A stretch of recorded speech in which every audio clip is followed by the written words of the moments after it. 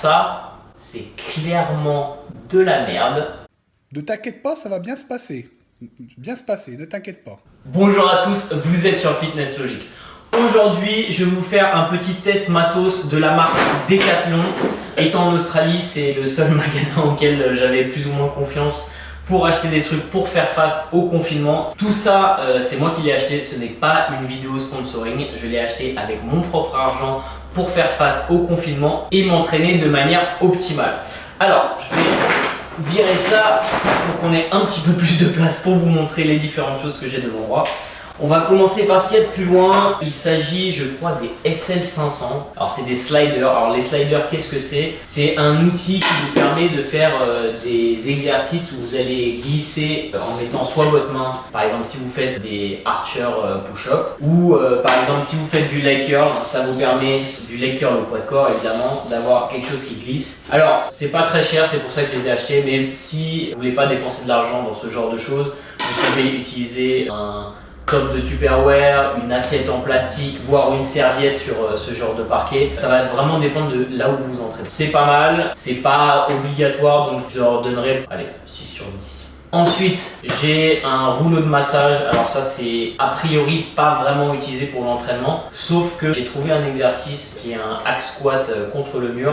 Et du coup, c'est extrêmement utile de l'avoir parce que ça vous évite de le faire contre une porte ou une fenêtre et d'essayer de glisser, d'avoir énormément de résistance. Ça, c'est vraiment utile pour le faire. Je vous mettrai une petite vidéo à l'écran de l'exercice dont je parle. Pour se masser, c'est pas mal aussi. J'aime bien le faire au niveau du grand dorsal et des choses comme ça. J'aurais voulu qu'il soit un petit peu plus long, mais je pense que ça, c'est le format court que vous pouvez transporter. Donc voilà, c'est un compromis à faire. Celui-ci, pour le prix, je mettrai 7,5 sur 10. Ensuite, on va passer au nerf de la guerre, les élastiques qui sont quand même extrêmement importants lorsque vous vous entraînez à la maison. Alors, j'ai toute une panoplie d'élastiques que j'ai acheté chez Decathlon. Alors, pour vous dire la vérité, le premier élastique que j'ai acheté, c'était celui-ci. Et celui-ci, je l'utilise en fait à la salle de sport, quand les salles de sport étaient ouvertes, pour délester un petit peu le hack squat machine en bas du hack squat. Et ça, c'est une résistance de 45 kg, donc ça m'enlève 45 kg de lest en bas de la machine. Et du coup, je trouve que ça adapte la courbe de résistant à ma courbe de force, parce que je suis moins fort tout en bas du hack squat. Et du coup, je l'utilisais pour ça. Mais du coup, je l'ai aussi utilisé à la maison pour ajouter de la résistance. Alors ça, je l'utilisais principalement en mettant autour de mon cou et mes jambes. Ça rajoute de la résistance sur le squat ou sur le hack squat ou sur des pistol squats ou des choses comme ça. Donc c'était pas mal. J'ai 45 kg, 25 kg, 15 kg et 5 kg.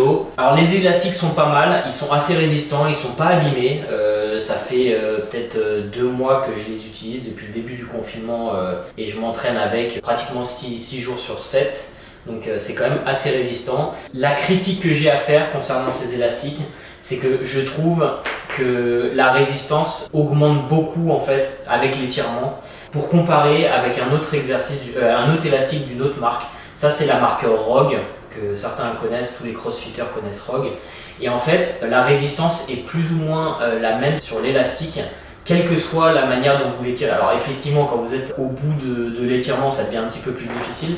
Mais là, vraiment, vous allez voir que les 5 kg, ils vont peut-être être sur quelques centimètres, mais quand vous venez tirer, ça devient beaucoup plus résistant et ça se transforme vite en 10-15 kg. Et la problématique, c'est que sur des petits élastiques comme ça, c'est pas un gros problème, mais quand vous augmentez en intensité sur les exercices, voyez ça par exemple, ça va être vraiment la résistance maximum que vous allez pouvoir utiliser sur le haut du corps pour faire des face pulls, des tirages.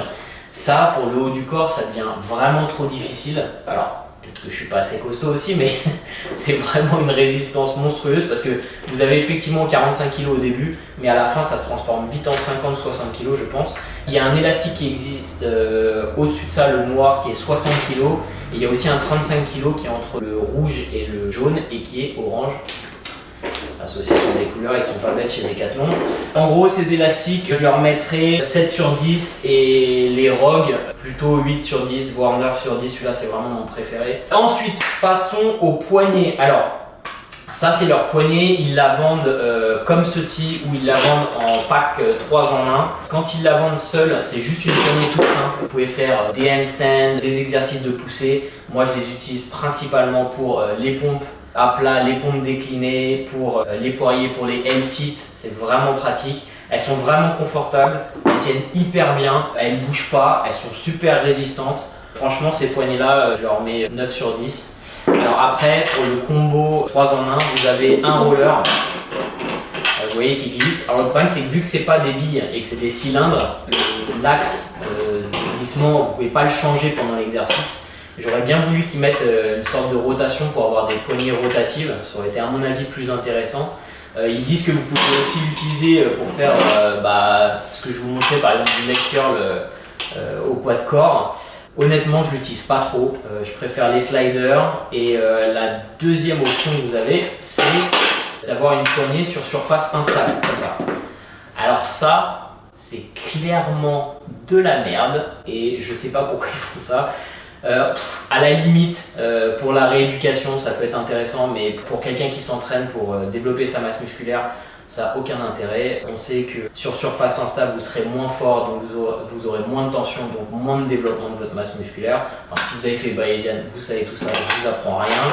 Pour les autres, si ça vous intéresse, le lien est en description. Passons ensuite au TRX. Alors TRX, c'est quand même un outil qui est extrêmement pratique. Vous pouvez l'emmener n'importe où parce que ils le fournissent aussi avec un petit sac. Alors j'ai oublié de vous sortir le petit sac, mais en gros ça rentre vraiment dans un sac à dos de manière extrêmement simple. Alors ça, c'est leur ancienne version. Quand je suis allé au magasin juste avant la fermeture des salles de sport, ils avaient les deux options. Donc ça, c'est l'ancien où vous pouvez régler la longueur en fait de chaque poignet. Vous voyez, comme ça, hyper facilement. Par contre, vous ne pouvez pas détacher le système de fixation et il va falloir que vous entourez votre système de fixation et que vous l'attachiez comme ça. Le nouveau système, je crois que vous pouvez détacher cette partie-là, mais vous ne pouvez pas ajuster chaque bras indépendamment. Alors j'ai préféré celle-là parce que je trouve que ça vous donne plus de flexibilité. En fonction des exercices, vous voulez avoir plus ou moins d'ouverture au niveau de votre TRX. Je préférais ce système-là par rapport à leur nouveau. C'est vraiment pas cher, 19 €. Je pense que vraiment c'est un outil indispensable si vous faites des home training. Vous pouvez faire tout type de rowing, traction, leg curl au poids de corps. Vous pouvez faire des exercices en unilatéral, en bilatéral, des biceps curls. Enfin, vraiment c'est un outil qui est extrêmement pratique. Ceci dit, alors le TRX c'est pratique parce que vous pouvez l'adapter généralement n'importe où. Vous pouvez le mettre dans une porte, vous pouvez l'attacher sur une barre de traction, etc. Si vous avez l'option d'avoir des anneaux, c'est vrai que je préfère les anneaux parce que les anneaux, vous pouvez régler la largeur de la fixation des suspentes. Et du coup, sur certains exercices, c'est quand même vachement bien. Par exemple, les dips, si vous avez la largeur que vous pouvez régler, ça vous permet de ne pas avoir le TRX qui vous éclate le haut du bras. C'est le problème du TRX, c'est un point fixe, vous ne pouvez pas régler la largeur des points de fixation. Alors ensuite, j'ai également leur corde à sauter pour s'échauffer parce que vu que j'ai pas de rameur, j'ai pas d'assaut de balle, j'ai rien de ce genre à disposition pour s'échauffer, c'est vraiment bien. Elle est vraiment pas chère, je crois que c'est 10 €. Alors le problème c'est que vous avez besoin d'avoir une pince coupante pour la régler. Alors je ne l'ai pas réglée encore, mais je le fais comme ça. Alors c'est un peu moins bien si vous êtes un crossfitter et que vous faites des double under comme un pro. Mais vraiment pour le prix, je pense que c'est pratiquement imbattable. Donc je mets 9 sur 10 à ça. Je ne vous ai pas donné la note sur le TRX, mais TRX, celui-là, franchement pour le prix, 9 sur 10. J'ai toujours du mal à mettre 10 sur 10 aux choses, donc n'en voulez pas, 9 sur 10 c'est vraiment une bonne note. Qu'est-ce que j'ai d'autre sous la main? Oui, des élastiques de Fit Girl, c'est les trucs que vous mettez autour de vos cuisses là comme ça pour faire par exemple des adductions de hanches ou pour rajouter de la résistance lorsque vous faites du hip thrust ou des choses comme ça. Alors au début j'étais super sceptique au niveau de la matière, je pensais que ça allait être désagréable, que ça allait engendrer quelques douleurs et arrachements de la pilosité de mes jambes, mais en fait c'est vraiment pas mal et encore une fois pour le prix vous en avez trois, vous avez 3 résistances différentes, je crois que c'est 7 €. C'est pas incroyable mais ça rajoute de la résistance et ça vous permet d'avoir quelques exercices en plus dans votre panel et c'est vraiment tout petit, vraiment vous pouvez le rentrer dans la poche, donc je mettrai 6 sur 10 à ça. Un dernier point que j'ai oublié de mentionner concernant les élastiques, c'est qu'ils ont tendance à glisser le long de la jambe quand vous faites l'exercice et ça c'est quand même assez contraignant parce que vous devez le replacer pendant l'exercice. Donc peut-être un point en moins, du coup on va peut-être leur mettre 5 sur 10 finalement. Passons ensuite au nerf de la guerre, c'est les poids que j'ai réussi à choper le jour avant la fermeture des salles. C'était le dernier en magasin, donc j'ai eu beaucoup de chance. Disons qu'avec tout cet équipement là, avec un peu de savoir-faire et d'ingéniosité, vous pouvez absolument tout faire et progresser à la maison. Mais c'est vrai que si vous avez l'option d'avoir en plus un peu de fonte sous la main, des haltères, ça vous permet de faciliter la chose, d'avoir plus d'options à disposition, et je suis quand même content de les avoir chopés juste avant la fermeture. Alors j'avais une barre droite qui vient se visser au milieu en fait. Chopé, c'est quand même assez lourd. Vous voyez en fait c'est en deux parties quand vous venez la visser. Alors parfois c'est un petit peu chiant parce que ça se dévisse un petit peu sur les exercices lourds quand c'est chargé au maximum. J'ai à peu près 60 kg de poids. Au niveau du knurling, alors le knurling c'est là où vous venez attraper la barre. Il n'est pas très profond, hein, c'est des barres grand public, donc c'est pas des trucs de pro où vous venez vous arracher de la peau à chaque fois que vous l'utilisez. Donc si vous glissez un petit peu, moi ce que j'utilise tout le temps, c'est de la magnésie liquide, vous pouvez en trouver chez Bulk, je vous mets le lien en description. Les haltères sont à peu près similaires, le knurling est à peu près pareil. Au niveau des systèmes de fermeture, j'étais hyper sceptique au début parce que c'est un morceau de plastique et ça me paraissait hyper fragile. Et encore une fois, comme je vous l'ai dit, je m'entraîne 6 fois par semaine, je les utilise tout le temps, je les enlève à chaque fois lors de mon échauffement pour augmenter les poids. Et pour fermeture, ça bouge pas, même sur des exercices par exemple en goblet squat, ça bouge à peine. Donc pour les avoir utilisés non-stop pendant 2 mois, j'en ai pas cassé un, donc je suis vraiment surpris, agréablement surpris. Au niveau des poids qui sont fournis avec ce kit, alors ça c'était un kit 50 kg. Vous avez des poids de 0,5, des poids de 2, des poids de 5 et en fait c'est assez bien conçu parce que ça vous permet d'augmenter de 2 kg en 2 kg jusqu'à pratiquement 36 kg par haltère si vous faites un exercice en unilatéral. Il faut savoir que l'haltère sans rien fait 2 kg et ensuite vous pourrez rajouter 0,5, 0,5, 2 fois 0,5, 2 kg, etc. Et ça monte assez facilement, ça bouge pas, c'est vraiment pas mal. Alors ce kit, je dois vous avouer que je suis super content de l'avoir acheté juste avant le confinement. Je lui donnerai clairement 8 sur 10, une très bonne note parce que c'est vraiment du super matos. Pour les détails techniques, vous pouvez les trouver sur leur site, mais c'est du 28 mm je crois. Donc attention, c'est pas compatible avec tout. Évidemment, c'est compatible avec leur matos.